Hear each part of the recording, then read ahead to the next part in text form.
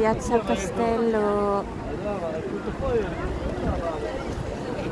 Buongiorno, siamo sul pezzo, Castello Forzesco, famous castle in Milan. Going to Ubay. Close ngayon kaya buhay kami nare. Nag-ano pala. Yan, going to Ubay. Ubay is the of Saint Ambrose. Ito yung way, medyo mahaba. Ito na yung tagiliran ng castle. Tapos may entrance doon. Kaya lang, gusto ko munang tumingin sa Ubay.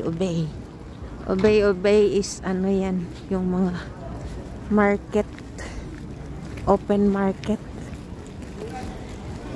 Pag Saint Ambrosio, may mga market sa tabi-tabi na obliges. Kailangang lakarin at titingin lang kaunti. Ito na yun, parang mga tent lang siya. Malamig pero okay na yun. Hanap nga tayo ng tawag dun,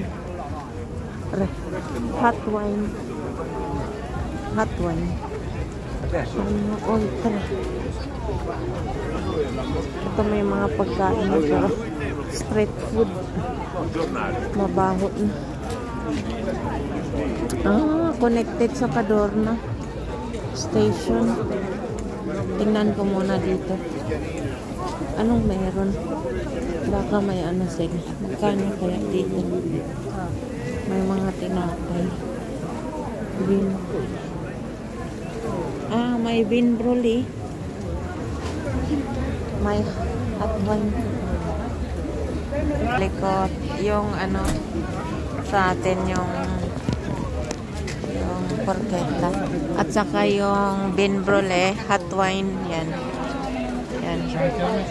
4 euro daw.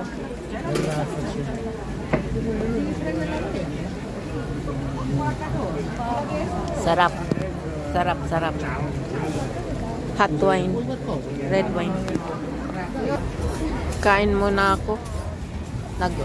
Para may, ang litson. Sarap. Bean brûlée ang tawag sa hot wine.